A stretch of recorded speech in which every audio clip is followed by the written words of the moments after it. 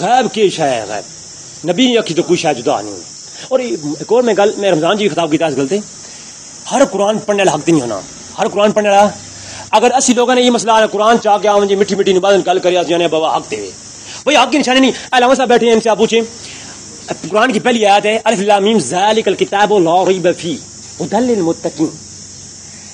الف لام میم حروف مقطعات ہیں ان کا علم اللہ کے رسول کے علاوہ کوئی نہیں جانتا. ذالک تشبیہ کی آیا ذالک الکتاب لا ریب فیہ لا نفی جنس کا ہے اور ریب اس کا اسم ہے. علامہ صاحب بیٹھے ہیں اور ھدی للمتقین ہدایت ہے متقین کے لیے. ترجمہ کیا بنے گا؟ ہر بندہ جانتا ہے کہ یہ وہ کتاب ہے. اچھا ایک اور مزید علم نکال سنو بھائی. ذالکا تشبیہ کے لیے آیا یعنی یہاں بھی ہے وہاں بھی ہے. یہ وہ کتاب ہے یہ وہ کتاب ہے میرے اللہ. وہ کون سی؟ فرمایا جو لوح محفوظ میں ہے. یہ جواب دیا گیا قرآن کے شروع میں کس کو؟ آج التشیع نے پوری کتاب لکھی فصل الخطاب کے نام سے اور اس میں لکھا کہ یہ پوری کتاب اس ثبوت میں لکھی کہ یہ قرآن وہ نہیں ہے جو نبی پہ نازل ہوا تھا. یہ قرآن تو وہ ہے اس قرآن میں تبدیلیاں آ گئی ہیں. یہ قرآن وہ نہیں ہے اس میں 10 سپارے بکری کھا گئی تھی. میں التشیع کتاب میں پیش کروں گا.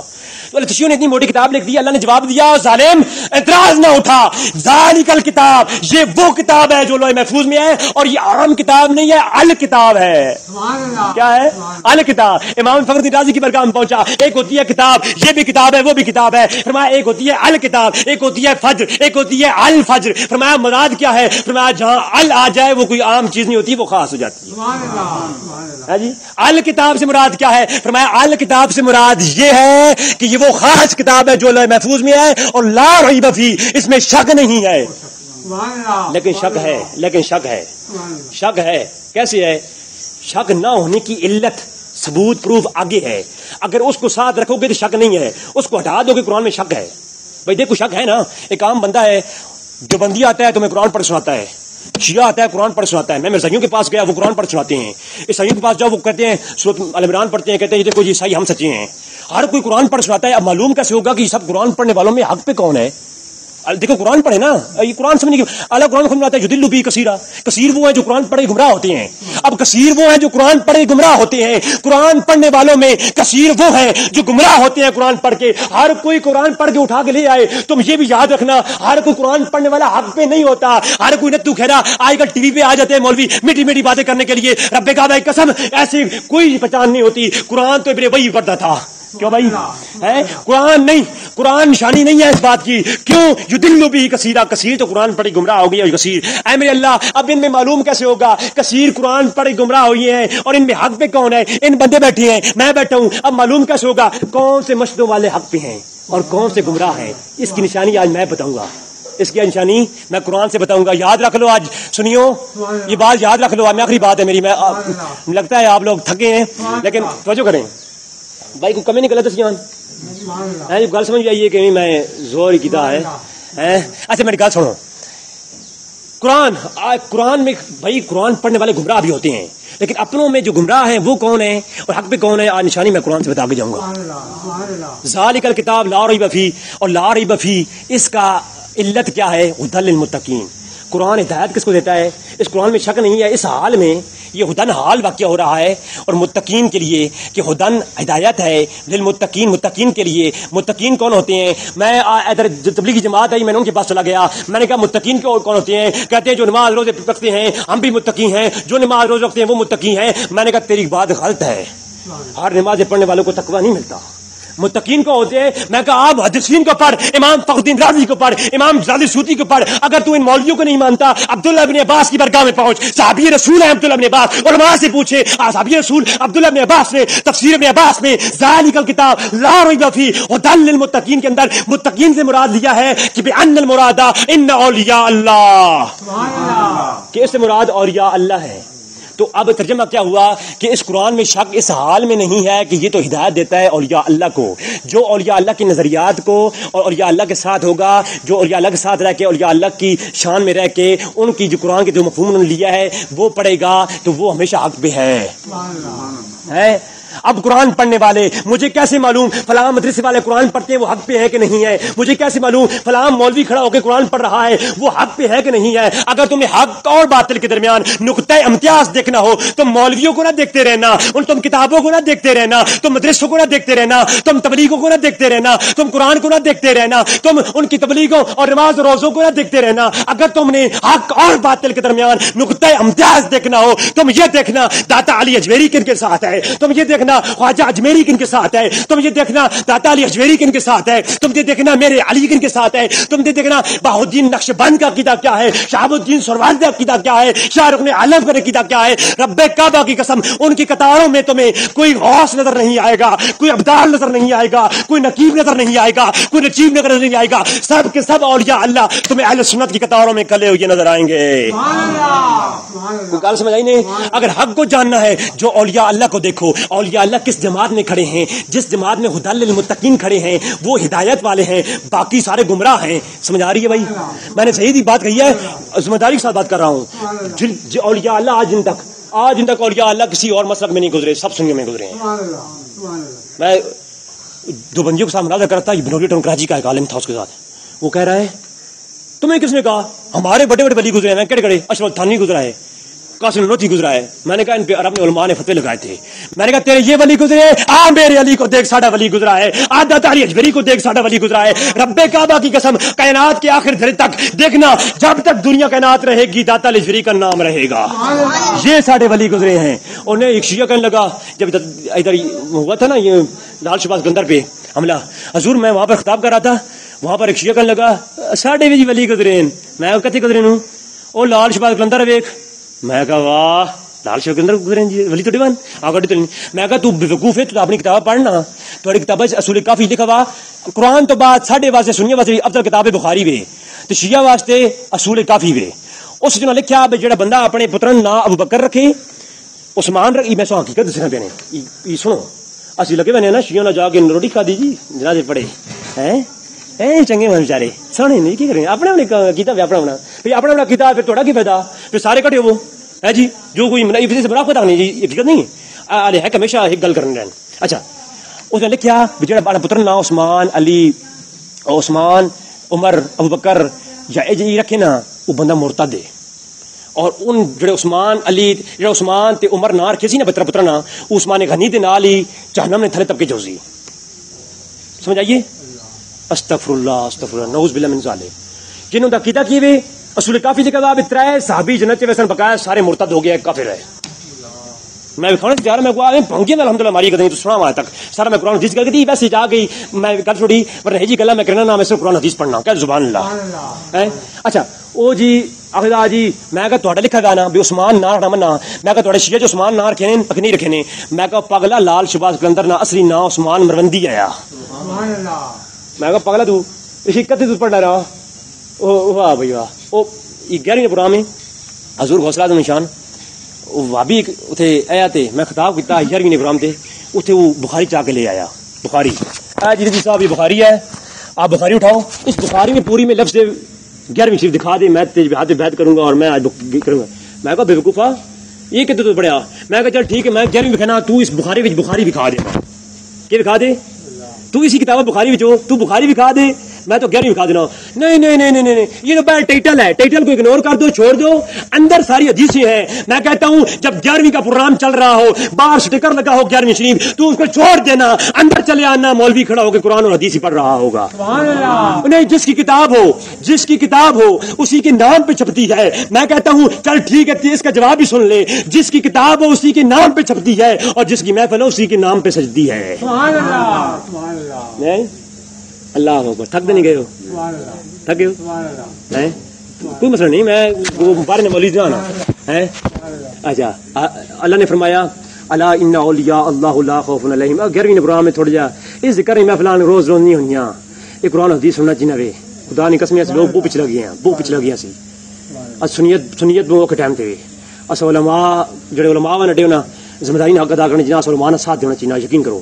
آج کل دی ایک گل کریں کوڑی گل ہے کوڑی گل باورچی خانے چ نا کوک بھرتی کرنے نا آخنے ہاں بھائی کوک رکھا لوڑے تے کوک نہ میٹرک پاس ہوئے چنگا پکانا ہوئے کھانا پینا ہوئے اس واسطے ہی کام ہو سی بھائی کھانا فری رہائش فری نہ بیوی گرانے بھی فری سارا کچھ فری تنخواہ 20,000 کتنی سہولت چپڑاسی بھرتی کرساں بس نہ تو خیرا ہی ہوئے بس انج ہوئے اس واسطے اسی تنخواہ 20,000 دیساں اتنی فیسلٹیز دے من علاج مفت سارا کچھ مفت ہے. اچھا ایک مولوی لوڑے مولوی 5 وقت نماز ہوئے داڑھی بڑی ہو سو ہر وقت مسجد ہوئے نبے والا گھر چھٹی کم کرے تو نبے والا حضور پتہ نہیں کیڑی کیڑی ریکویسٹ قرآن چنگا پڑھنا ہوئے ہر وقت بچیاں پڑھائے اور کوئی زیادہ کھانا بھی نہ کھائے جہاں کوئی پکا ملے ایک ٹائم کھا دی کرے تو مولوی تنخواہ کتنی 5,000 روپے ہے جی. بھائی مولوی کوئی اتنے سستے ہو گئے نا بھائی تو ہی تو مولوی بننا کوئی نہیں نا شو تو مولوی نا کم از کم علماء نا سی اصل لوگ پیچھے لگ گئے ہیں. اچھا اچھا اٹے کو رواج ہی دانے چھڑنے جمنا یہ میرے خیال مہینے کو 3500 نہیں بننا پھر حساب لایا ہوئے نا مثال دینے یہ علماء نا بہت بڑی ذاتی ہے تو اس واسطے اصل علماء نے ساتھ جڑانا کہ انہیں ڈر نہیں ہے خوف نہیں ہے. یہ اولیاء اللہ جو ہے نا اے میرے اللہ خوف نہیں ہے. اچھا اللہ لگا یہ اللہ قرآن ہائے ہائے ہائے کاش قرآن کوئی سمجھے کتنا مزہ آیا قرآن پڑھ اللہ ان اولیاء اللہ خبردار کے لیے تحقیق کے لیے ان پھر تحقیق کے لیے تحقیق در تحقیق تحقیق در تحقیق خبردار ہوشیار یہ اور یا الگ سے ڈرتے نہیں ہیں. اے میرے اللہ ڈرتے نہیں ہیں جب ڈرتے نہیں ہے تو ہمیں کیوں بتا رہے ہو قرآن میں بھائی کسی آیت نازل ہونے کا مقصد کیا ہے بھائی جب ڈرتے نہیں ہے تو اللہ کا ان کا معاملہ ہے ہمیں بتانے میں ہماری صحت پہ کیا اثر ہے یہ فرمایا اس لیے بتا رہا ہوں خبردار اور یا اللہ کسی سے ڈرتے نہیں ہے تم ان کے ساتھ پنگا نہ لینا برباد ہو جاؤ گے. جی عبد القادر جیلانی رحمہ اللہ محبوب سبحانی آپ کا دربار ہے تھوڑی سی ان کی بات کر لینا آخری بات میں بعد میں ختم کرنا چاہتا بھی ہوں لیکن دل بھی نہیں ہو رہا اور بس جدھر سے آواز آتا ہے نا درود کا ٹائم جو دیا گیا تھا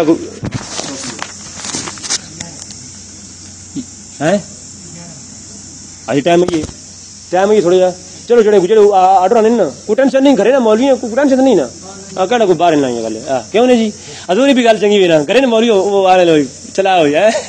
اچھا میں کہ عرض کروں اچھا حضور غوث اعظم کا آستانہ ہے ایک شخص تڑپ رہا ہے ہڈیاں ٹوٹی ہوئی ہیں ہائے ہائے ہڈیاں ٹوٹی ہوئی ہیں تے ہر نظام الدین اولیاء فرماتے ہیں اے حضور غوث اعظم آپ دستگیر ہیں آپ کے سامنے ہڈیاں ٹوٹی ہوئی ہیں آپ اس پہ رحم کیوں نہیں کر رہے آپ تو اشارے کرتے ہیں 12 سال ڈوبا بیڑا بھی تر آتا ہے آپ اس پہ رحم کیوں نہیں کر رہے فرمایا تو نے سنا نہیں اس نے کیا کیا ہے فرمایا یہ کوئی عام شخص نہیں تھا وقت کا ابدال اور کتب تھا وقت کا ایک بڑا ولی تھا یہ 3 دوست ہوا کے اندر اڑ رہے تھے اتنے بڑے ولی تھے کہ ہوا کے اندر اڑ رہے تھے کون اڑ رہے تھے 3 ابدال ہوا کے اندر پرواز کر رہے تھے راستے میں توجہ کرنا راستے میں حضور غوث اعظم کا آستانہ آ گیا تو ایک کہنے لگا یار میں ادھر اڑ کے جاتا ہوں اوپر سے گزرنا بے ادبی سمجھتے ہیں ایک کہنے لگا میں ادھر اڑ کے جاتا ہوں یار حضور کے آستانے کے اوپر سے گزرنا بے ادبی ہے تیسرا درمیان والا کہنے لگا یار میں نے بڑے چلے کاٹے ہوئی ہیں مجھے اپنی روحانیت پہ بڑا ناز ہے میں نے بڑی نمازیں پڑھی ہوئی ہیں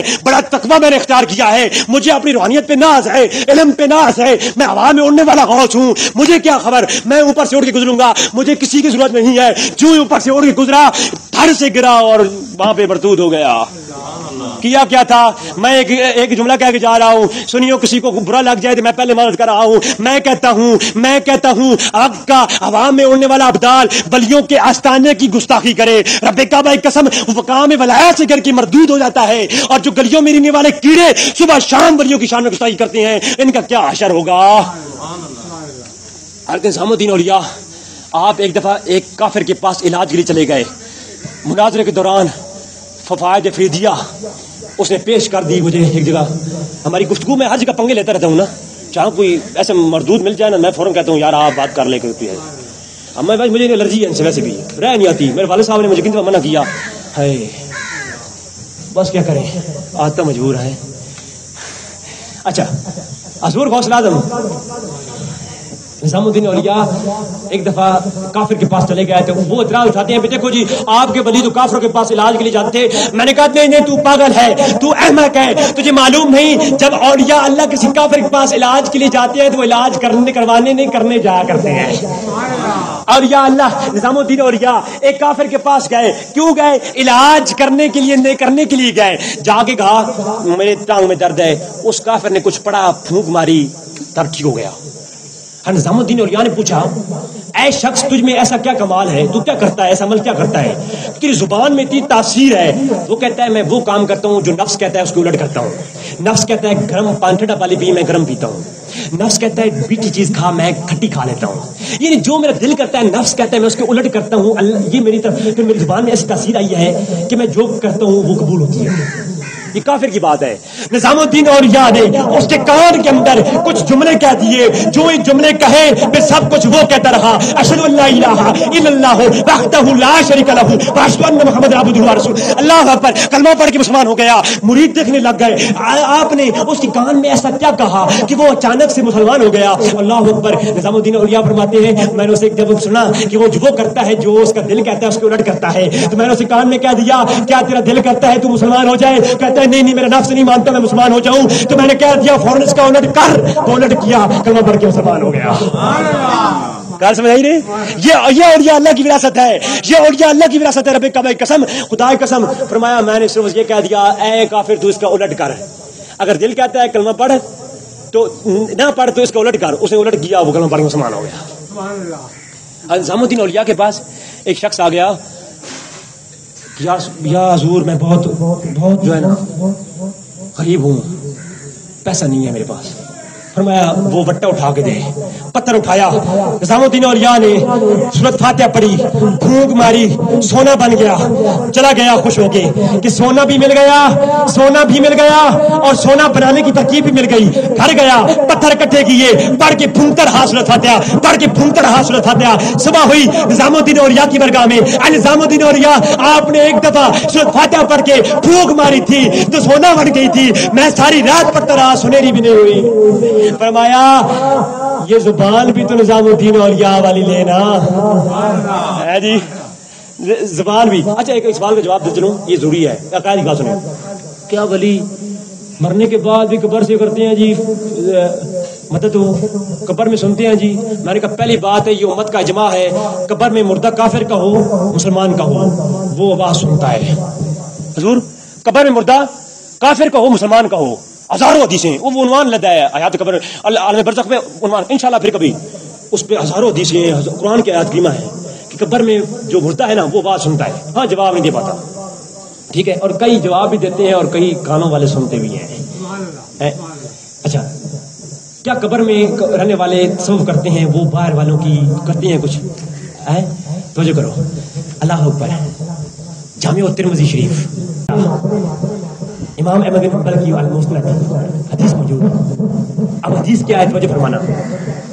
حضور پاک صلی اللہ علیہ وسلم قافلے کے ساتھ قافلہ جا رہا ہے, ایک جگہ پڑاؤ کر دیا, خیمے لگا دیے. خیمے لگائے تو ایک صحابی رسول وہاں بیٹھا, اسے قبر سے سنیں میری بات سنیں, میری توجہ کریں. حضور کہ قبر خیمہ لگایا, خیمے بیٹھ گیا, اسے سورۃ ملک پڑھنے کی آواز آ رہی تھی. کیا کہا آ رہی تھی؟ سورۃ ملک پڑھنے کی آواز. بیٹھ رہا صحابی رسول تک کہ اس نے پوری سورۃ فاتحہ پڑھ لی اور سورۃ ملک پڑھ لی. جب سورۃ ملک ختم ہوئی نا, حضور کے پاس آ گیا, یا رسول اللہ میں وہاں خیمے لگایا ہے, سورۃ ملک پڑھنے کی آواز آ رہی تھی, کوئی شخص نظر نہیں آیا, اور شخص کوئی نظر نہیں آیا, سورۃ ملک پڑھنے کی آواز آ رہی تھی.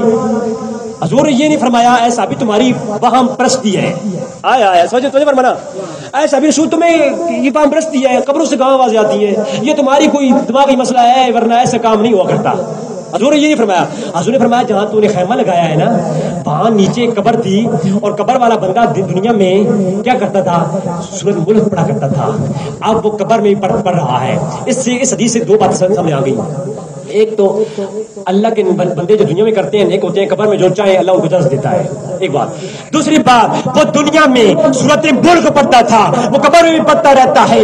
جو دنیا میں سورۃ ملک پڑھتا ہے وہ دنیا میں جو پڑھتا ہے وہ قبر میں پڑھتا رہتا ہے. جو ولی دنیا میں جو کچھ کرتا ہے وہ قبر میں بھی کرتا رہتا ہے. جو کچھ دنیا میں جو کرتا ہے اگر وہ نیک ہے وہ قبر میں بھی کرتا رہتا ہے. اللہ اکبر. جو سورۃ ملک دنیا میں پڑھتا ہے وہ قبر میں پڑھتا رہتا ہے, اور جو پیر جو مرشد جو ولی دنیا میں مریدوں کی مدد کرتا ہے وہ قبر میں بھی کرتا رہتا ہے. نہیں پیر ولی پتر دینے پیر بادشاہ وسینے میں اڈا کی دے جو ہے کچھ حقوق میں میں بخاری شریف نہیں پڑھی نا, بخاری پڑھی ہو گیا تو چلے گا. حضور اکرم صلی اللہ علیہ وآلہ وسلم نے ارشاد فرمایا، انس بن مالک روایت کرتے ہیں، بس میں بات ختم کرنا، دو ٹائم ہو گیا، پتہ نہیں کی ضروری ہے کس سسٹم میں کوئی بندہ مجھے آپ پوچھ کے آ گیا۔ اچھا، انس بن مالک روایت کرتے ہیں، اور یا اللہ کی برگاہ میں مجادلہ کرتے ہیں، مجادلہ کرتے ہیں۔ مجادلہ کیا ہے علماء سے پوچھ لینا، میں اس کی وضاحت بیان نہیں کرتا، مجھ پہ کوئی شرک کا فتویٰ لگائے میں یہ نہیں کہتا، لیکن میں کہتا ہوں اولیاء اللہ کے کچھ ایسے نیک بندے ہوتے ہیں، 40 اولیاء اللہ ہر وقت ایسے دنیا میں موجود ہوتے ہیں جن کے دل حضرت موسیٰ کلیم اللہ کی طرح ہوتے ہیں۔ 7 اولیاء اللہ ہر وقت دنیا میں ایسے ہوتے ہیں جن کے دل ابراہیم خلیل اللہ جیسے ہوتے ہیں۔ 3 اولیاء اللہ ایسے ہوتے ہیں جن کے دل حضرت میکائیل علیہ السلام کی طرح ہوتے ہیں، اور 1 اولیاء اللہ ہمیشہ ایسا ہوتا ہے جس کا دل حضرت جبرائیل امین جیسا ہوتا ہے۔ اے میرے رسول، اے میرے نبی کریم، ان کا کیا ہوتا ہے؟ فرمایا قیامت تک ایسے اولیاء اللہ موجود رہتے ہیں، اللہ ہم پر رحمتیں کرتا ہے، ان اولیاء اللہ کے صدقے اللہ ہمیں اولادیں دیتا ہے، ان اولیاء اللہ کے صدقے اللہ ہمیں بارشیں برساتا ہے، ان اولیاء اللہ کے صدقے اللہ ہم پر فصلیں اگاتا ہے، ان اولیاء اللہ کے صدقے ہم پر جب کوئی مسئلہ پیش آتا ہے اللہ موت دیتا ہے، ان اولیاء اللہ کے صدقے اللہ زندگیاں دیتا ہے، اولیاء اللہ کے صدقے اے میرے اللہ اولیاء اللہ کے صدقے اللہ موت کیسے دیتا ہے؟ فرمایا جب ظالم حکمران تم پر حاکم ہو جاتے ہیں پھر یہ دعائیں کرتے ہیں، ان کی وجہ سے ظالم حکمرانوں کو موت آتی ہے، اور جب تم میں غیب نازل ہو جاتا ہے پھر یہ دعائیں کرتی ہیں اللہ تمہیں زندگیاں عطا فرماتا ہے۔ یہ دنیا کے اندر بلبل کا ترنم، چمن دہر کے اندر یہ ساری گلشن بہارا یہ اولیاء اللہ کا صدقہ ہے۔ اللہ اکبر، یہ اولیاء اللہ کیا کریں گے؟ یہ قیامت میں مجادلہ کریں گے، اللہ کے فرمائیں گے اے اللہ جو ہمارے اخواننا یسومون معنا ویسلون معنا ویحجون معنا، ہائے ہائے ہائے، گل ڈاڈی لیکن کریسا حدیث ہے۔ یہ کچھ لوگ ایسے تھے جو خیروں کے ساتھ مل گئے تھے، پیر کہیں گے اولیاء اللہ کہ نہیں، گورنمنٹ کا سنو، پیر نے بھی مسئلہ ہے نا، وہ چلو بات سے نا۔ اچھا، یہ پیر اولیاء اللہ جو ہے یہ اولیاء اللہ برگاہ خدا بندی میں قیامت دن سجدہ ریز ہو جائیں گے۔ اے میرے اللہ اخواننا، یہ ہمارے بھائی ہیں، یسومون معنا، ان روزے ہمارے ساتھ رکھتے تھے، یہ حجون معنا، یہ روزے بھی ہمارے ساتھ رکھتے تھے، حج بھی ہمارے ساتھ کرتے تھے، وہ یصلون معنا، یہ نماز بھی ہمارے ساتھ پڑھتے تھے، اور یہ کچھ غیروں کے ساتھ مل گئے تھے، ان کی وجہ سے یہ جہنم جا رہے ہیں، ہم نہیں چاہتے ہمارے جاننے والے جہنم میں جائیں۔ اللہ فرمائے گا اور یا اللہ مشکات شریف پڑھ رہا ہوں، بابا میں آ کے پڑھ رہا ہوں، اللہ فرمائے گا اور یا اللہ تمہیں اجازت ہے جن کو جانتے ہو، جن کو تم جانتے ہو جو تمہاری تعظیم کرتے تھے، ان کو جنت لے کے جاؤ۔ اللہ، اور یا اللہ کا بڑا مقام ہے، میں کیا بیان کروں، اللہ اکبر اللہ اکبر، اور یا اللہ ہائے ہائے، اور یا اللہ کی برگاہ ایسی ہے۔ حضور غوث اعظم شیخ عبد القادر جیلانی رحمہ اللہ، آپ نے اعلان فرمایا جو میرا مرید ہے وہ توبہ کے بغیر مر ہی نہیں سکتا، اور پیروں کا مسئلہ ہے، یہ بھی سنت سماعت فرما لیں، عورتوں کا پیروں کے پاس جانا منع ہے، سچی بات کر رہا ہوں، سنی بھائی سارے بزرگ بیٹھے ہیں، یہ بات یاد رکھ لو، عورتوں کا پیروں کے پاس جانا منع ہے، عورتوں کا قبرستان پہ بے محرم ساتھ میں بھائی خاون اس کے بغیر جانا منع ہے، ٹھیک ہے جی، یہ بات یاد کر لو، عورتوں کا قبرستان جانا منع ہے، پیروں کے پاس جانا منع ہے، یہ بھی میں بھابھیوں کی بات نہیں کر رہا، امام احمد رضا خان فاضل بریلوی کی بات کر رہا ہوں، کس کی بات کر رہا ہوں؟ سنیوں کے امام کی، اور سنیوں کے امام کیسے جڑایا پتہ نہیں، کہ ڈھونگری کا خطاب سنا نہیں سنا، علامہ صاحب نوری صاحب بڑی خوبصورت استقبال کی دی ہے، اس میں ٹچ نہ دینا، جڑا پیر نے 3 نشانیاں، ولی نے 3 نشانیاں سن کے نا، جس پیر 3 نشانیاں ہیں وہ پیر ہے، وگرنہ وہ پیر ہی ہے، یہ پیر نہیں ہو سکنا، اگر وہ اشارہ کرنا درخت ہل بنے وہ جادوگر ہو سکنا، پیر نہیں ہو سکنا۔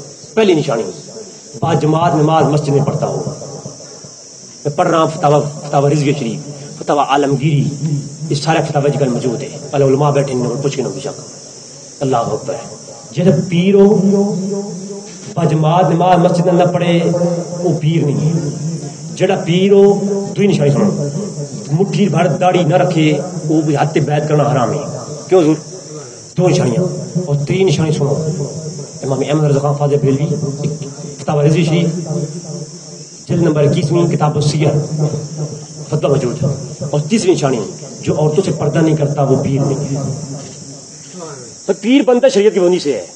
عثمان غنی نے اعلان کیا تھا میں جب سے بالغ ہوا ہوں میری نظر نے کسی غیر محرم کو نہیں دیکھا، اور آج کی پیر کو بہت افضل ہو گئے ان سے، خدا کے لیے یہ پیری مرغی ہمیں بدنام کر رہی ہے، بہت بدنام کر رہی ہے.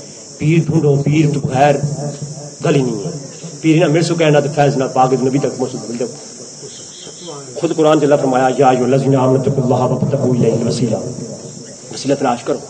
لیکن پیر نے کوئی تو ہونا چاہیے نا، گنہگار ہے کوئی اپنی جگہ تے، لیکن اس اندر سامنے چیز آنا زہری یہ ترائے شیطان پوری ہونی چاہیے.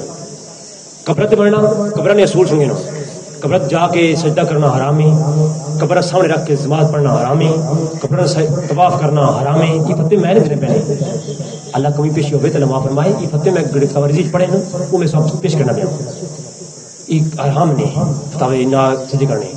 قبر تے ونجو، قبر تو عمر خان تو بڑی سخت کی تھی، انہوں نے کبھی 8-10 قدم پیچھے کھڑے ہو تے قبراں چمنا. میرے لیے شاہ صاحب فرمایا کوئی چم کے غلط نہ آکھو، لیکن چمنا بھی احتیاط کی کرو، نہ چمو کرو. کوئی ولی نہیں قبر چم کے احتیاط محبت سے کوئی حرج نہیں ہے. عقیدت محبت اپنی جگہ، لیکن یہ جو کرنا کہ دیکھنے والا بندہ کے بے صدا کرنا پیا، یہ جو کرنا حرام ہے. یہ گل قیمتی نہیں سنو. اللہ اکبر. لیکن پتہ کروا یار کہ دو دن گزر میں حضور خطاب کرے سو خطاب کرے. تو اس واسطے ان چیزیں بڑی قیمتی مانو. میں اس الحمدللہ قرآن حدیث میں کافی عنوان سے سنا چکا ہوں. مزید بھی اس سے کوئی کمی نہیں. جو تجھے آپ سو جی گل ہوئے الحمدللہ میں موجود ہوں اس قرآن حدیث فیصلہ انشاءاللہ. لیکن یہ تسی لوگ محفل سجایا کرو، اپنے اندر یہ ماحول پیدا کرو. علماء عزت اور ہر کوئی بندہ کو ضروری نہیں ہے کہ بہت بڑا تمام کرو تو یہ نہ یہ برکتیں ہوئی نے محفل کرانے جو، یہ برکتیں نہیں 11ویں شیر نے پروگرام کرانے جو. ہاں نظام الدین اولیاء رحم اللہ یہ اللہ کو ڈرنے بھی ہیں نہیں بھی ڈرنے نہیں ڈرنے جن بھی اللہ کے علاوہ اللہ نہ ڈرنے اور کہنے کو نہیں ڈرنے تے اللہ کو ڈرنے وان صرف اللہ کو ڈرنے. یہ بھی سن گئے ہو. نظام الدین اولیاء کو بندہ آیا، اے نظام الدین اولیاء حضرت بائی یزید بستامی کو لیا ہے. اے بائی یزید بستامی دسو تواڈے داڑھی بہتر ہے یا میری بیل نہیں تم بہتر ہے؟ اے پوچھو میری بیل نہیں پوچھو چنگی ہے یا تھوڑی داڑھی.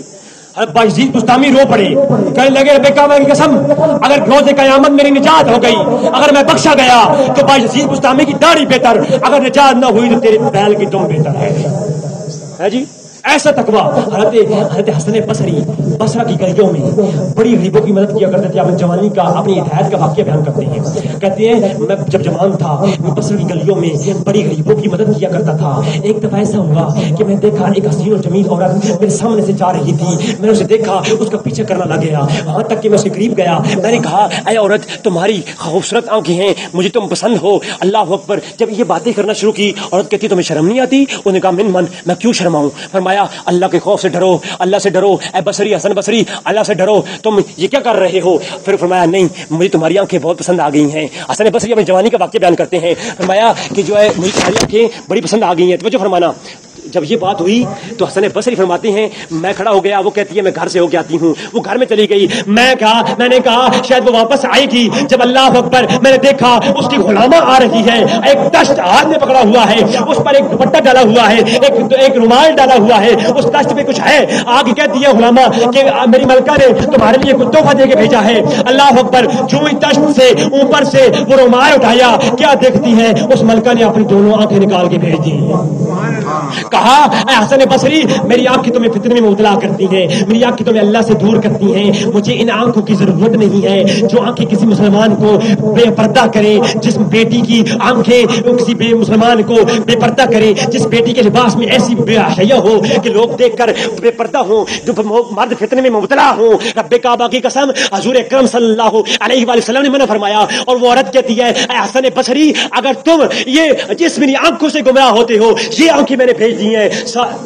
ساری رات روتے رہے. صبح ہوئی تو جا کے پہنچے کہ جا کے میں اس عورت کا شکریہ ادا کروں جس عورت کی وجہ سے مجھے آج ہدایت ملی ہے، میں اللہ کے قریب ہوا ہوں. اللہ اکبر. جب وہ پہنچا حسن بصری اس عورت کے گھر کے پاس پہنچا. کیا دیکھتی ہیں اس عورت کا جنازہ جا رہا ہے. اس عورت مر چکی ہے. اس کا جنازہ لے کر وہ لوگ لے کے جا رہے ہیں. اللہ اکبر. جب اس نے یہ دیکھا وہ عورت مر چکی ہے، پھوٹ کر روئے. ساری رات روتے رہے. صبح ہوئی. جب صبح ہوئی اللہ اکبر تو کیا دیکھتے ہیں, آنکھ لگی, خواب میں اس عورت کو دیکھتے ہیں. وہ عورت کہتی ہے تو اللہ تجھ سے راضی ہے, تو جب بھی تنہائی میں ہو تجھے میں دے رہی ہوں, میں تجھے معاف کرتی ہوں, میں تجھے نصیحت کر رہی ہوں, جب تو تنہائی میں ہو اللہ کو یاد کیا کرو, اللہ کا ذکر کثیر کیا کرو. حسن بصری فرماتے ہیں میں ایک اس مسلمان کی بیٹی کی وجہ سے آج میں ہدایت یافتہ ہو گیا اور میں آج حسن بصری بن گیا.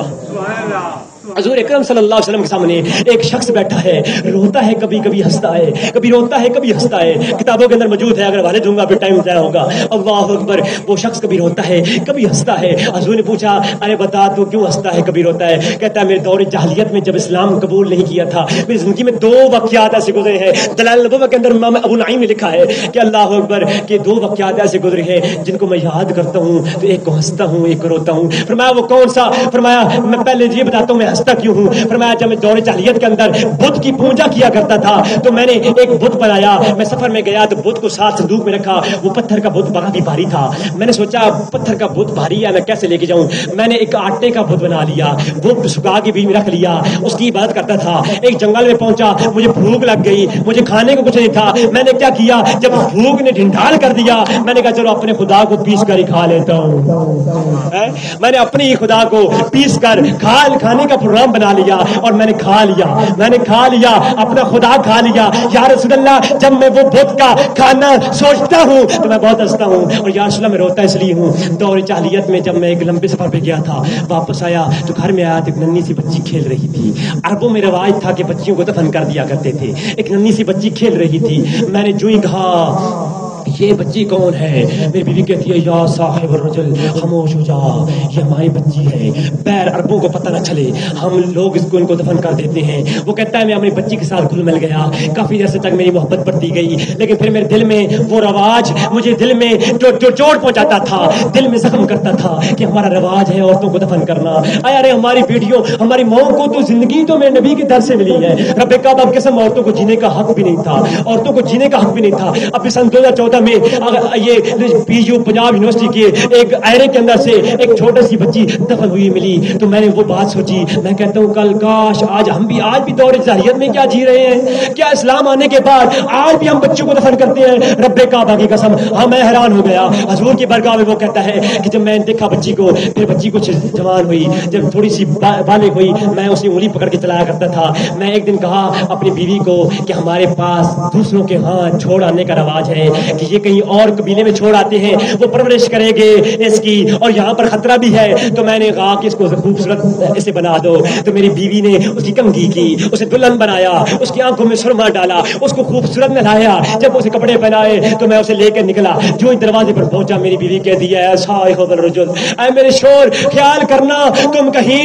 کہیں میری بیٹی کے ساتھ وہ عربوں والی رسم پوری نہ کرتے رہنا. رب کعبہ کی قسم توجہ فرماؤ میرے بزرگوں, اللہ اکبر.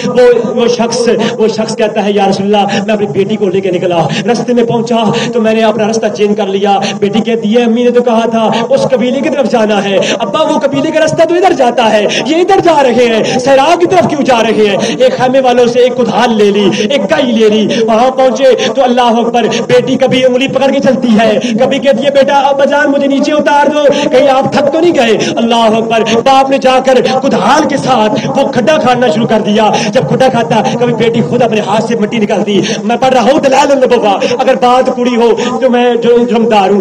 میرے بزرگوں توجہ فرماؤ, کیا جہالت کا دور اس وقت تھا, کیا آج بھی ہم بیٹی دفن کرتے ہیں؟ اللہ اکبر. حضور اکرم صلی اللہ علیہ وسلم کا وہ غلام کہتا ہے جب میں وہاں پہنچا تو میری بیٹی کبھی میرے پسینہ پوچھتی تھی, کبھی میرے ساتھ وہ مٹی نکالتی تھی. جب وہ کھڈا کھودا گیا میں نے بیٹی کو بیچ میں رکھا. میری بیٹی کہتی ہے کہ ابا جان تمہیں یاد نہیں ہے, میری ماں نے کہا تھا صاحب الرجل میری امانت میں خیانت نہ کرنا, میری بیٹی کو کہیں تم جا کے دفن نہ کرنا, کہیں عربوں کی وہ پوری نہ کرتے رہنا, وہ عربوں کی رسمیں پوری نہ کرتی رہنا, میری بیٹی کو دفن کر کے نہ آنا. کیا میری ماں کا وہ وعدہ تمہیں یاد نہیں ہے؟ فرمایا ہاں یاد ہے لیکن بیٹی ہاں میں اپنی رسم پوری کروں گا. یا رسول اللہ میں اپنی بیٹی کو دفن کر کے آیا, میں اپنی بیٹی کے اوپر چادر ڈال کے آیا, میں اپنی بیٹی کے اوپر مٹی منو ڈال کے آیا. آخری حد تک وہ کہتی رہی یا اباؤ, وہ آوازیں دیتی رہی. میں بھیڑیا بن کر اس کے اوپر میں ڈال کے آتا رہا مٹی. جب میں دفن کر کے آیا, جب میں مکمل دفن کر کے آیا, یا رسول اللہ, جب میں اس واقعے کو یاد کرتا ہوں میں بہت روتا ہوں. اور میں جب اپنا وہ واقعہ یاد کرتا ہوں, وہ حضور اکرم صلی اللہ علیہ وسلم کے پاس اما فاطمہ تو زہرا کھڑی تھی. حضور نے امی فاطمہ تو زہرا کو سینے سے لگایا, فرمایا میں خود بچیوں والا ہوں, بچیوں کا خیال کرنا, بچیوں کا خیال کرنا. جس والدین نے 2 بچیاں پالی, جس والدین نے 2 بچیاں پالی, قیامت کے دن وہ میرے ساتھ یوں ہوگا. جس نے 2 بچیاں پالی وہ قیامت کے دن میرے ساتھ یوں ہوگا. رب کعبہ کی قسم, اللہ اکبر. میں نبی کریم صلی اللہ علیہ وسلم فرمایا, اے میرے پیارے صحابی, اگر اگر اگر میں محمد رسول اللہ رحمت اللہ عالمین نہ ہوتا, اگر مجھے خدا کا خوف نہ ہوتا, میں تجھے وہ سزا دیتا جو تو نہ سنی ہوتی نہ کی ہوتی. اللہ اکبر. علماء تشریف فرما چکے ہیں. اللہ اکبر. حضور خطاب کریں. نہیں خراب کرو ٹائم میں بھوک رہا ہوں. اچھا ٹھیک ہے, ٹھیک تسی بتا حکم کرے سما ہے, ٹھیک ہے. اللہ اسی جہالت دور سے جینے پہ ہیں. اللہ اکبر. یہ اولیاء اللہ ہے جو اللہ سے ڈرتے بھی ہیں. تو بیٹیوں کو پالنا یہ بھی جو ہے عظیم تر ہے. ہم آج پنجاب یونیورسٹی میں یہ واقعہ پیش آیا ہے, کسی نے بچی پیدا ہوئی دفن کر دی, پھر نکالا. کاش ہم دور جاہلیت میں تو نہیں جی رہے. اللہ اکبر. میں نبی کریم صلی اللہ علیہ وسلم رحمۃ اللہ عالمین بن کے آئے ہیں. وما ارسلناک الا رحمۃ للعالمین. اللہ اکبر. ہائے ہائے. تو اس لیے سامعین زیت شام کوئی آج بات سمجھ آئی بھی ہے کیوں بھائی ہے. میں میرا مقصد یہی ہے کہ میں اپنے بزرگوں کو قرآن و حدیث سناؤں. الحمدللہ میں نے قرآن و حدیث آپ کے سامنے پیش کیا.